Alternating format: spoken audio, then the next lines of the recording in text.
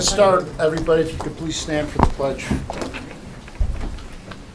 I pledge allegiance to the flag of the United States of America and to the republic for which it stands, one nation, under God, indivisible, with liberty and justice for all.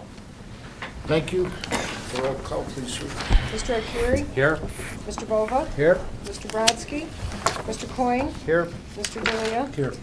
Mark Ford? Mitch Ford? Here. Mr. Mahardy? Here. Mr. Rotolo? Here. Ms. Sesney? Mr. Williams? And Mr. Zweig? Here. Thank you. You have in your packet the draft minutes from the October 27, 2014 meeting. Is there a motion to approve? I make a motion. Second, Vince. Yep. Any corrections, deletions, discussion? All those in favor? Aye. Anybody opposed? Thank you. The next item is a discussion on implementation of water rate increase. As you recall from the last meeting, we said we would analyze it and bring you whatever relevant information we could to help you decide. This is a timeline we mapped out for 3 different customers. And what we did was we looked at, this is a person that would be billed January 1. Their meter's red and their bill goes out January 1. And virtually all their consumption occurs before January 1. The second customer has a billing date in the middle of February, which would be a month and a half into it. So that bill would have a half a period, half a quarter, 3-month period, before the rate increase and half of it after the rate increase at January 1. And the third one is a customer who's billed in mid-March and has only a little bit of consumption after the January 1 date, and the rest of it occurring after that. So we wanted to look at the effect of that. Excuse me. What you see here is that the yellow is the old rate, which was $80 for average household. That's actually a real number. That's based on a residential family of 4 in our system. If you go through and take a mathematical average of residential bills, water only, not sewer, and we should remind folks that there is occasionally county sewer and city sewer on one bill. But water only is actually right about $80 right now. The 2.8% increase comes out to roughly 80 cents a month or so. So in a 3-month billing period, a quarterly billing period, that increase amounts to about $2.40 a quarter, which is why you see this $80 go to $82.40 for a quarterly bill. That's the $2.40. And so, excuse me, what you see here is that this person would begin paying the higher rate on the bill in January 1 for that consumption, but you see then that the $82.40 as a new quarterly bill happens 4 times before the same thing would happen a year from now and would conceivably go up to some number. This person here, the next customer, gets a little bit of the old rate extended past January 1, but again ends up paying the higher rate, the $82.40, for 4 quarters before the next one kicks in. And the same thing happens here with a customer red in March. A little bit of the old rate gets billed at the new rate, but essentially they have the same 4 quarters billed at the higher rate. So this just kind of shows that regardless of whether the rate increase takes effect January 1, April 1, every year, as a matter of timing, it kicks in for some folks earlier than others. And the reason for that is because we can't read everyone's meter on the same day. So with the existing meter reading system, it takes 90 days to get through the entire system, and so bills are going out every single day. And so the effect of that is that in a worst case scenario, which would be somebody being billed right after January 1, they're paying $2.40 higher than what the old rate would be. But they're not paying extra, they're just paying it sooner. And it kicks in for them earlier than somebody else. And as we read through the system over the 3 months, you have the people at the tail end of that process getting read towards the end of the quarter with their increase just shifted off in time a little bit later. But if you track that out over years and years, what you see is that everybody pays 4 quarters at a given rate, some just sooner than others.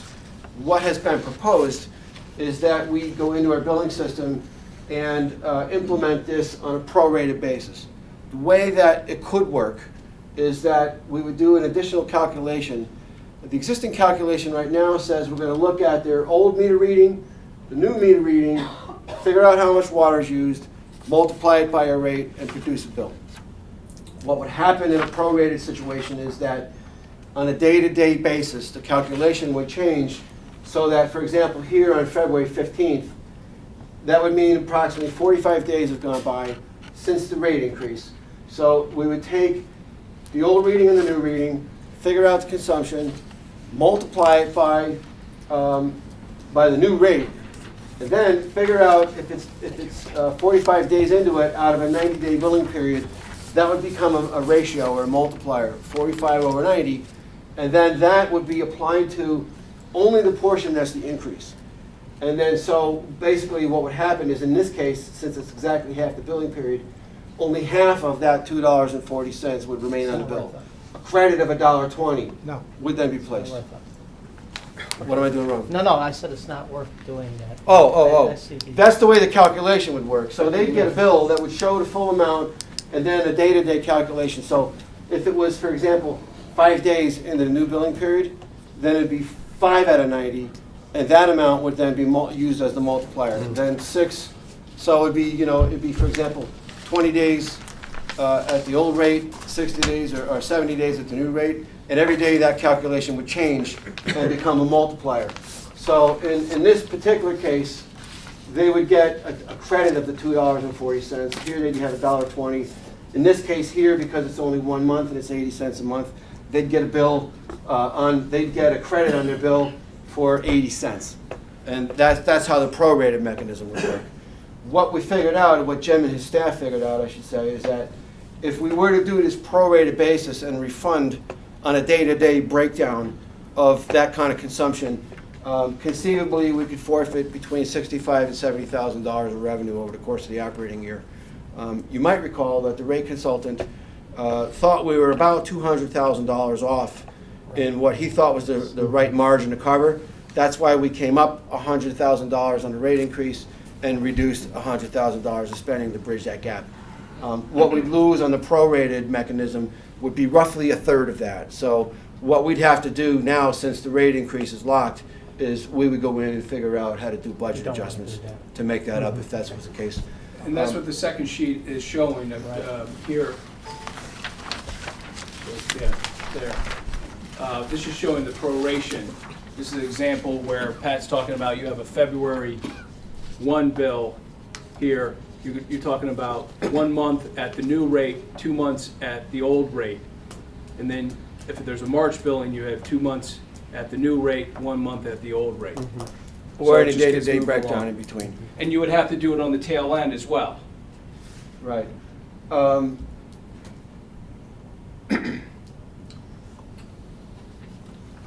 No, I just lost my train of thought. We think we probably get a lot of phone calls when people get the bills and they want to know what that credit is. What is? I don't know what it would do for our phone system.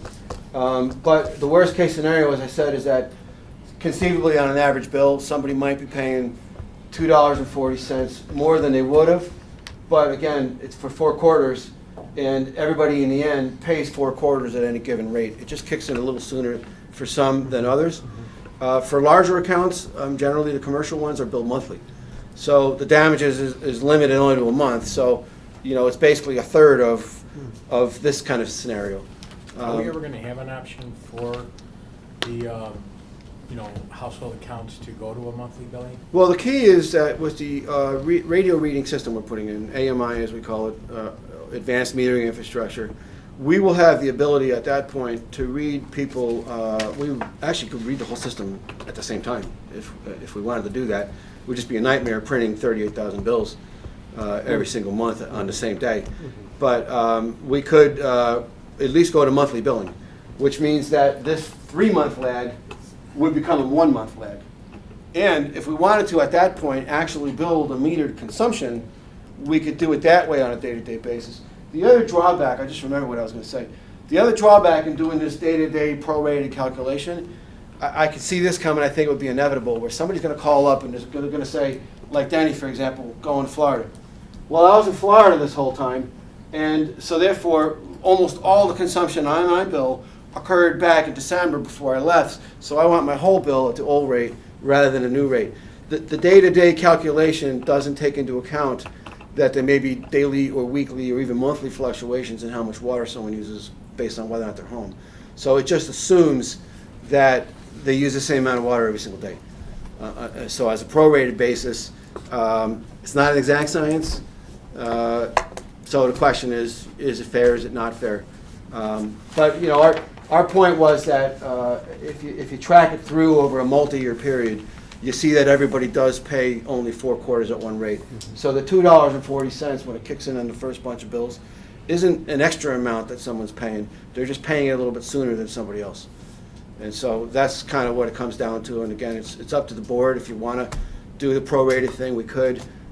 We just feel it's a lot of work for a relatively small amount of money. I don't see where that's worth it. Okay. I just wanted to explain, that's all Oh, all right. all I that's- wanted. Pat, Excuse me. what you just said though, and then Rocco brought up, we are going to be able to go to monthly billing at some point, and how far right now are we away from that? We're about a third of the way through the system, maybe not quite. I'd guesstimate probably a couple of years before the system. Yeah, we're looking at least 2 more years before the full system is implemented, probably more to 2.5, to maybe closer to even 3 So- years. When we have that, though, we will be able to at least go to monthly billing, but we'd be able to also offer people when they want to get their bill, what time in a month do they want to receive it, the first week, the last week. We could do a lot of things, because we'll be getting readings every day, so we could just grab whatever reading we At the end want. of the third year, hopefully, we won't be in this dilemma of. Correct. That's right. Going back 3 months. Right. When this will not be happening. Right. Yeah, I think, and that's kind of where, last I knew, at least, the county was with the sewer issue as well, is that this will take care of itself through technology once we're getting readings every day and we're going to monthly billing. It's going to change the landscape of that pretty dramatically. The other thing, too, is that the county had considered, for example, not implementing a rate increase until a whole quarter has gone by, and then apply it. They did pass that So legislation. if you do that, then this all becomes yellow. And so what would happen is that the people who are the earliest ones to pay would end up getting 5 quarters at the old rate before the new one kicks in. So it's just a matter of any time you shift it, you're either going to have some people pay early or some people pay late. But if you change it midstream, then you're extending the period for a certain class of customers. And, it just means that those people would catch a break because they'd actually get 5 quarters at the old rate. And then the question is that fair to everybody else? And that's, I think, something that the county, has to decide. That's not up to us, obviously. Anything else on this matter? If there's no questions, then no. Nice analysis. Yes. Nice thank piece you. of work. Thanks for Jim and the his question. staff putting that together. Yeah, nice piece of Appreciate work. it. Committee reports. Jim, anything on the financials?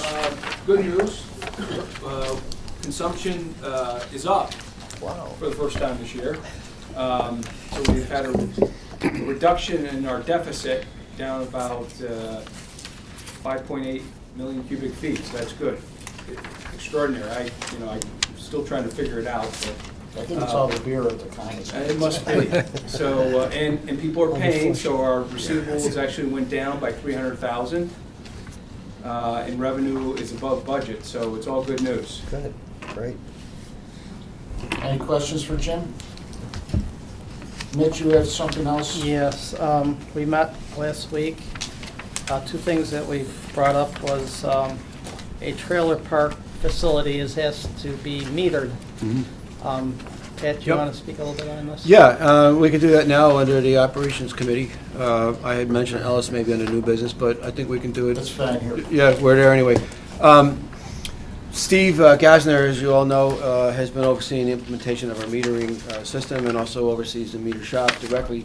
Was contacted by a gentleman who runs a mobile home park, trailer park, Strawberry Hills it's called, on Route 5, right inside Schuyler.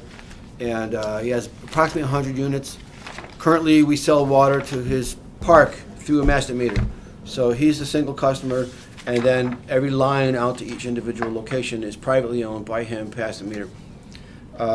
He wants to try to meter each of those places individually and make them more accountable for their own water use. He sees the water bill on his master meter going up. He thinks there's some waste going on Some of it could be leakage. He has found leaks there as well. But what he has come to us with is a proposal which is not unlike what we're currently doing for the Village of Bridgewater down at the southern part of the county, and now actually doing for Westmoreland. I think those first bills just went out, right? And that is that he wants to spend his own money to have meters installed at all those locations. So it's his investment. He would own those meters, but he's asking if we can provide, as a paid service, just to be able to read those off the radio system. He would put the same radio modems in that we specify that we're using. We would get those readings, and then on his timetable, which apparently right now I think would just be quarterly, we would generate a bill on his stationery that would go to his customers. And then they'd make payment through our lockbox, and we would transfer money to him, just as we do for Bridgewater and as we're doing now for Westmoreland. But he thinks that it would go a long way towards allowing his customers to actually see how much water they're really using and begin conserving it, and keep the cost down at his meter. And then we would do that at a rate that he sets. And so he's buying the water from us through 1 meter. He can charge a separate rate to his customers and use the difference to maintain his system and have some money set aside to fix leaks and things like that. And in this day of water conservation and all the work we're doing with the DEC over on account for water and leakage and everything else, probably not a bad thing to do. How many meters? About 100 meters, so it'd be about 100 bills. We've also said that it would be his obligation to handle phone calls from customers. We don't want his customers calling here. So our name will not be on that bill. It'll be on his stationery with his name and corporate phone number. And when customers get their bill, if they have a question, they can call him. We are going to grant him access through the website to see those readings so that he can see what's going on with those individual customers. And he would pay us a transaction fee similar to what is going on with Bridgewater and Westmoreland. We have, at this point, we've sort of figured out a standard fee to be able to do that. So he'd like to do that. If we do not want to offer that service to him, then what he's going to do is go ahead and install meters anyway with the touchpad system that we are moving away from, and he would have to read his own meters and then sit and hand calculate all of his 100 bills and look at what the old readings were and keep it all on his own spreadsheet. It would just be obviously a lot easier for him if we did that. And for us, even though it's not a lot of money, we're estimating based on the frequency of his billing, it could be anywhere between $3,800 a year, or perhaps double if he wants to bill more often than that, where we make the revenue for performing the service. The cost to us to do that isn't very great, particularly since he'd be supplying the stationery and postage. But it's one of those opportunities where we've made an investment in technology and perhaps have a small opportunity at least to recoup some of that investment by offering a service to somebody else that's willing to pay for the use of stuff that we've put in place here. So We don't need more staff, right? No, I do it? no. Well, I guess it's kind of like a no-brainer. You're going to Yeah. put an income to... We do that for Bridgewater, and it takes essentially half a day, especially because they have to drive down there and ride around and take the readings by radio down there. We wouldn't even have to leave the building to do this. So, So you figured out the cost and the overhead and everything? Yeah. So it's, Yeah. yeah, okay. so it would be our first venture into this kind of a service for a private entity, but they are on the water system, they are using our water, and when it gets misused and abused, it is coming out of our direct allocation from Hinckley and all of our reporting back to DEC on water usage. We need a So, motion? So there's a recommendation to go forward? yeah, and I think the committee endorsed that recommendation did. as well. Is there a motion, one way or another, I'll move it. to go forward? Mark? Second. Any further discussion on this? All those in favor? Aye. Anybody opposed? Thank you. You have another item, Mitch? The kiosk machines, are we ready to speak on that, or? I know Mark has worked with Jim Mack as of early, or this morning. Yeah, we don't have anything final on it. I can report in December, but just as a quick overview, another informational piece that we brought to the committee and ran by the committee and got some good feedback on was we are looking into the idea of using one or eventually more, perhaps, remote kiosks to take payments on a 24-hour basis off-site. So people that don't want to come down here and pay in person, but for some reason maybe they're behind, they don't want to throw it in the mail and have it late, they can go to a machine and make the payment. And we could have a machine located in a central area in the system where it's 24 hours accessible, and they could just, put a card in or even insert cash into the machine and pay their bill. And it's pretty interesting technology. It would allow us to, through that machine, to also have a voice system over our phone, so people can call and enter a phone menu and make payments over the phone through voice recognition. This machine would give us that capacity to do that without having to alter our phone system. And the final thing about it is that it opens up the opportunity to not only cover the cost of that, which is fairly minimal, and I'll bring all those numbers back in December when we finalize the proposal, but it would allow us to invite other utilities to accept payments there as well, and we would get a piece of those. We could also sell advertising space on the screen. So there's some interesting opportunities for us to turn it into a small business venture, but it's just another way to provide additional convenience to customers to be able to make payments other than through the conventional means that we have in place right now. So the committee thought it was pretty interesting. Mark came in this morning to sit with our IT department and go through some numbers because he's got some experience with things like that. And once we have a final picture of what it is we want to do, we'll come back in December with that information. Any questions for Pat on this? Anything else, Mitch? That's it. Thank you. Executive Director's report? I don't have a lot right now that requires board attention. The only thing I will mention is that we did have a meeting this afternoon at noon of the Water Finance Authority, which is the other board of this organization that does borrowing and manages our debt and all that stuff.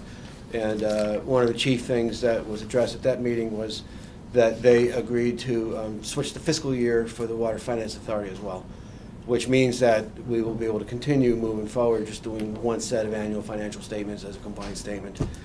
Had they decided for one reason or another to leave it as an April 1 fiscal year, we would have been in a situation where we had to produce a separate financial statement just for the Finance Authority for a different time period. And they, of course, didn't really think that that was anything that would be desirable. So they did switch it, so the entire organization is now officially on the January 1 fiscal year.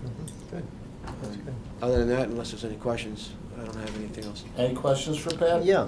Yes. How about Hinckley? Is the state complying with the agreement and the way they're drawing Hinckley down?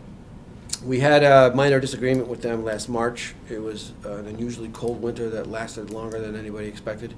And the snow didn't begin melting as early in the year as it typically would. Mm-hmm. They were continuing to draw it down to meet their obligations to the power company, and the target level of 1195 elevation that they were supposed to maintain, they went past. We had a bunch of phone calls. Dick, in particular, was extremely vigilant on this. We had a series of conference calls. We talked to the attorneys. Before it really went any further, the snow started melting and it started filling back up, but it's an issue that we are following up on. We've had our attorneys talk to their attorneys. And actually, Dick and I were just down at the Canal Corporation last week, and we have an idea for a proposal that we think might resolve this. And really, the crux of the problem is that the Canal Corporation has contracts to us to maintain certain levels, but with Brookfield to release certain flow rates. And at various times of the year, those two obligations don't always fall in sync, unfortunately. But I So- thought we had ironed all this out ahead of time. We went through the court case and then We we did. had an agreement. It was all ironed out. We and they did. agreed to it. We did. And so why are we? Well, enforcement is a key here, and in a typical year, it probably doesn't come up in a year like last March when the snow didn't melt.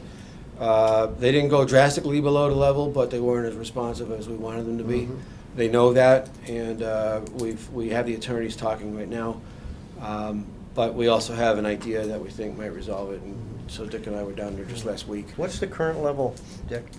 1208 today. Yeah, 1206, 7. Is it? I thought it was- It's a little, I thought it was, okay. normal, but it's I thought it was adjusted every 1208. 3 days now instead of every 10, so it's a much finer tuning of the. I just happened to look at the chart and they've been drawing it down at a pretty steady rate, It's a going pretty straight steep down. slope. Oh, yeah, that's- And it's I on just the little curve. wonder when they Yeah. stopped, because I know we had trouble with them before. Yeah, it's at least 1206 or 7. Yeah, Well, we not only have a contract, Vince, we have a court order. Yeah, I know, and that's So why I'm we'll saying, face some music from we've the spent a judge lot if of they time and a truly- lot of money, and I I'm don't not think we worried should. about it. We'll- Yeah, all right, good enough, fellas. But we're watching, we're actively engaged. I'm sure all Judge right. Judge Hester will take care of it if we Yeah. need his All right. I assistance. just talked to Ashley Hayes on Yep. Thursday about it. So it's not Anything something else that for we're looking Pat? Any old business? Any new business? Have a great Thanksgiving. We're adjourned. Thank you.